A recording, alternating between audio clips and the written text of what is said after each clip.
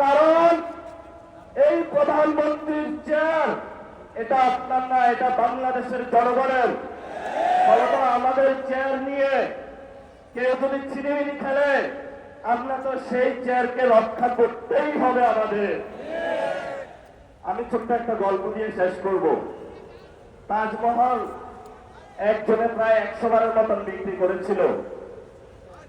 সব খরিদ্দার এসে খুঁজে যে আমি তাজমহলের মালিক, কিন্তু তাজমহলের মালিকানা কি কেউ নিয়েছে না ওই ব্যক্তিও হয়েছে? এটা ভারতের সম্পত্তিও ছিল। তারেক রহমান নির্বাচনে আসার আগে অনেক জায়গায় ধর্ণা দিয়েছে, ভারত থেকে শুরু করে অনেক ডিপ স্টেটের কাছে তাজমহলের মতন 100 জায়গায় বাংলাদেশকে বিক্রি করেছে। এখন সবাই এসেছে তারেক রহমানের কাছে যে তুমি না আমার কাছে বিক্রি করেছিলা, আরেকজন বলে তুমি না আমার কাছে বিক্রি করেছিলা। তারেক রহমান এখনো মাথা খারাপ হয়ে গিয়েছে, এখন তাদের পাওনা বুঝিয়ে দিতে পারছে না। কারণ বাংলাদেশের মালিকানা তারেক রহমানের নয়, বাংলাদেশের মালিকানা বাংলাদেশের জনগণের। আমাদেরকে এনশিওর করতে হবে যদি বাংলাদেশের মাটি, বাংলাদেশের বায়ু, বাংলাদেশের পানি ভারত বা অন্য রাষ্ট্রের কাছে কেউ বিক্রি করতে চায়, ক্ষমতার লোভে আমরা রাজপথে থেকে সেই সকল মানুষ থেকে বাংলাদেশের স্বাধীনতা এবং সার্বভৌমত্ব নিশ্চিত করতে হবে। এটা যদি আমাদের জীবনে যায়, আমাদের কোনো পরেও আছে।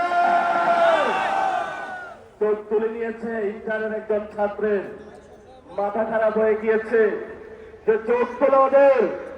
গতকালকে চোখসুর সম্মানিত যিনি নির্বাচিত সদস্য, যিনি নির্বাচিত জিএস, উনি বললেন যে এখানে চোখসুতে যে টেন্ডারটা হবে, এই টেন্ডার কোনো চাঁদাবাজদের হাতে পাওয়া যাবে না।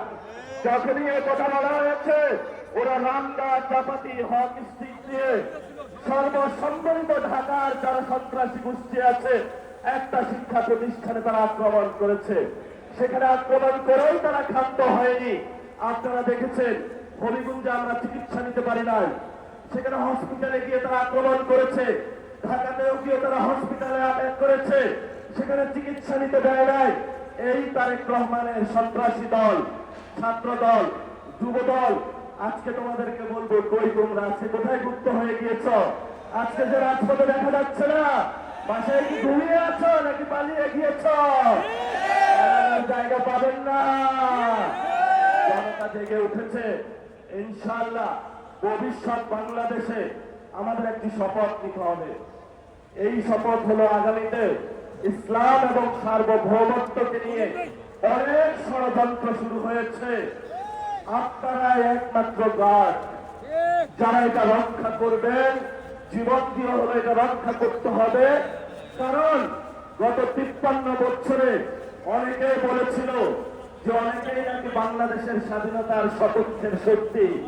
আগামীতে আমরা দেখব কারা বাংলাদেশের পক্ষে, কারা বিপক্ষে, কারা লন্ডনী, কারা দিল্লি, আর কারা ঢাকা